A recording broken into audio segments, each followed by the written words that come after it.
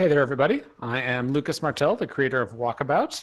And Ian and I just realized that we've never really done much of a tour of Welcome Island. So I believe that he is actually recording this two ways. I think that he's doing this the normal way that we've done recordings with the headset in the past.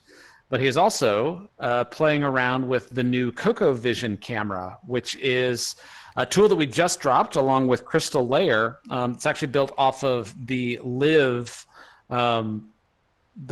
camera system. We added a lot of stuff to it, though, to kind of customize it for Walkabout and to make it work with our single controller interface. So yeah, it's a lot of fun. It has a few different, even advanced modes. You can bring it up just by looking at your wristwatch, and this is also a new feature where your wristwatch will actually have some buttons that you can activate to quick mute and to do certain things within the course. But the camera is how you access that just by looking at your wrist and clicking the trigger when you highlight the camera button. I realized the microphone button is here, and it's really cool. I turned it on so I can hear myself. What I've realized is I activated an SD recording, a standard definition recording. So I'm thinking I'm going to hit the stop button on this recording and switch it straight. Standard definition is actually 720p. Oh, okay. You lied. Yes. You're not using the... That's technically high definition if I remember the marketing. I was trying to explain that to the team, and they didn't understand. What do you mean 720p is high definition? They were like, no, that's not high definition. But yes, standard def. I'm pushing for that to be a change that we come up with very, very soon. So I'm glad that you backed me up on that one. Yeah, I appreciate it. I appreciate that standard definition is 720p. I feel okay now. I'm going to go back on microphone. I'm going to mute myself, and you can keep going. Oh, totally. Yeah. No, we did find that on Quest, lowering it to 720p was pretty much necessary, just because there's a big impact of performance when you are recording through a second camera like that. Unfortunately, it's not quite like when you just record through the headset, because that's just basically copying all that data into a buffer. I don't know exactly how they're doing it under the hood, but in this case, we do actually have to render a second camera, which definitely can affect performance a little bit. The Quest 3 seems to do a really, really good job with it, though. But yeah, so talking a little bit more about Welcome Island itself, this was an area that we added. I'm trying to think of when it was. It was possibly 2 years ago. But when the game originally launched, all it had was 4 courses, and you basically just loaded into the shack, and it was this little island where you could choose any of those 4 courses, but there wasn't any of this stuff back in the day. So started off with, we wanted to add a putting green so people would have a space to warm up. It also was just a really handy... It was really nice to have some things for people to do, because often you'll jump into a round and someone's updating their headset, or they've got to grab a drink or something before they get in to join you. And so we wanted to have a few more things around the main menu to let people still play around while they're waiting on other people. A couple of other features followed. One of my favorite is actually the beach ball, and which is all multiplayer. I know a lot of people have come up with some different games of like actually trying to get them into the eyes of the skeleton, or trying to get it up to the very top of the mountain. So if you fly around, you can actually hit that ball and play volleyball between yourselves.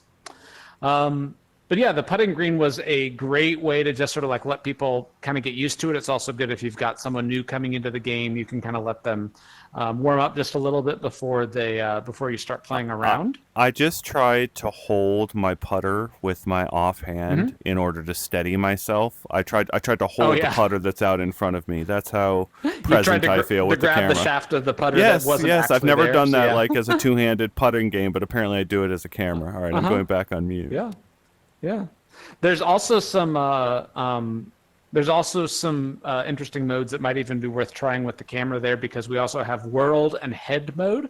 So if you want to you're recording, but you want to just be able to to just play and not focus on it quite so much, instead of having to hold it like a selfie stick. If you hit the 3-dot button below the record button on the camera, there's actually some advanced options that will open up, and that will let the camera drift out, and you can even drag it around.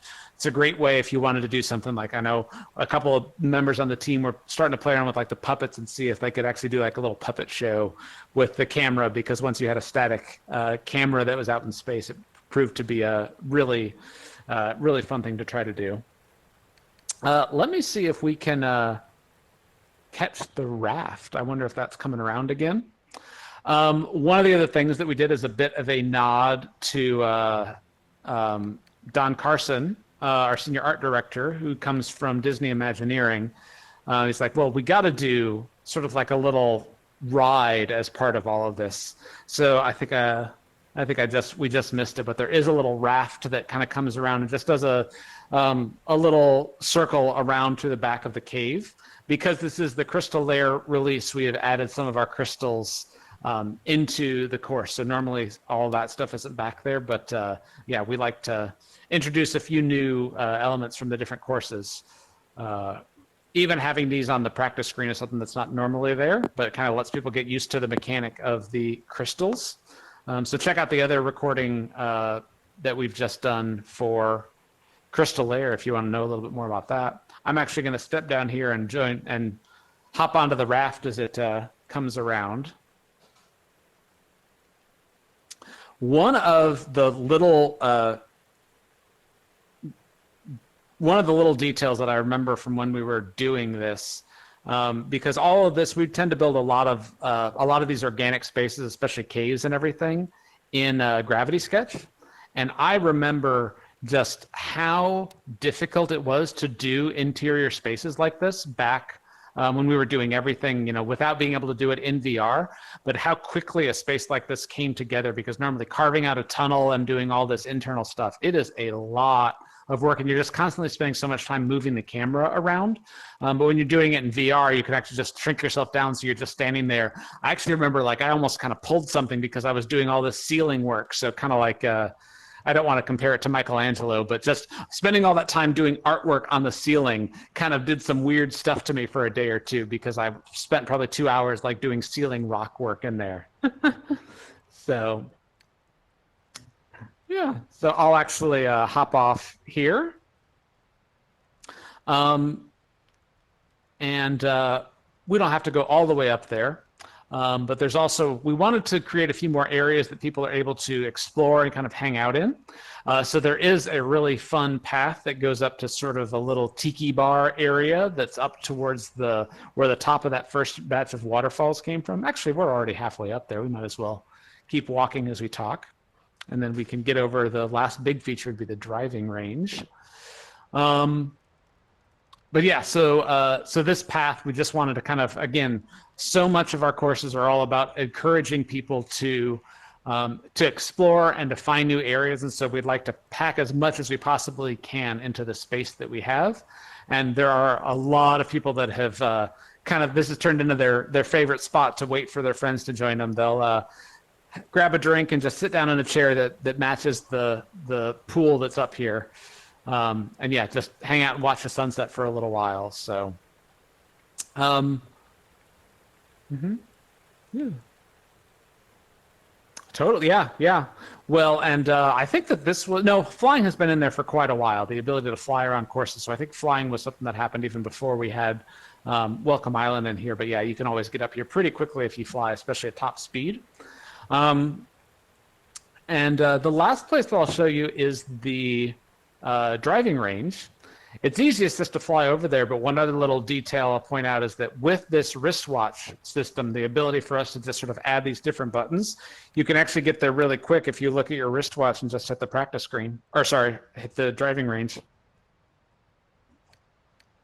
Just a couple little shortcuts and different things that we're starting to build into here. So you could probably see the targets all pop up. The driving range was something that we added when Welcome Island first launched. And then more recently, we've added slingshots to the game. So if you actually look at the menu, you can actually choose an option. I don't know if you have the camera going. I don't know how it will work for you to try to turn on the slingshot. That might actually deactivate the camera, or you might not be able to see the slingshot because you're essentially holding the camera while also holding the slingshot. I want to dual wield one day. Functionality. Yeah. What's that? I'm still convinced. I turned my camera back on. I love the Waltz of the Wizards slingshot where they actually put it between two fingers, and it works with hand tracking really well. So I would love to have a slingshot with one hand and pull back with the other hand. Oh yeah. So many of these things that are on the list that we're hoping that we can do someday. But yeah, it's all just a matter of priority, and we're trying to make sure that we focus on the mini golf stuff that everyone's wanting, but we're having a lot of fun adding these to other courses. By the way, if you haven't found some of the slingshots, several of the courses have them now. I think they're in like 10 different courses, and some of them are really challenging, but it's a really just fun, different activity that you can go in and just, spend 2 or 3 minutes just sort of like plunking targets for a little while. We've noticed that a lot of people find that after they play a game, maybe they don't quite have time to, play another round before someone's got to go to bed or something. And a lot of them will end up just hanging out on the slingshot range for 5-10 minutes while they finish up their conversation. So it's just a nice little background activity that you can do. I think that the hit all targets is my favorite, which kind of gives you asks you to be a little bit more accurate by hitting more bullseyes and everything. So yeah, check out a few of the other slingshot ranges that are around several of the different courses, and yeah. But thank you so much for watching this and going on this little tour of Welcome Island. It worked. It seems to have worked. I got the slingshot UI, Awesome. And then I came back and my camera's here. So, yeah, thank you for that, cool. Lucas. And I guess we'll see how this recording turned out. Thank you.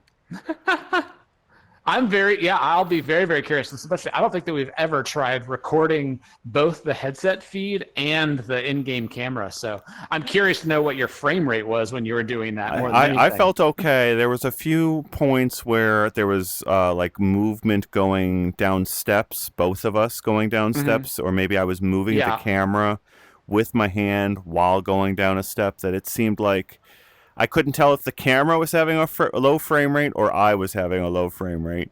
And I guess we'll look over the recording here in a minute. But yeah. Thank you guys. Yeah, totally. Cool. Well, I'll let you go about your day. But thank you as always for doing these.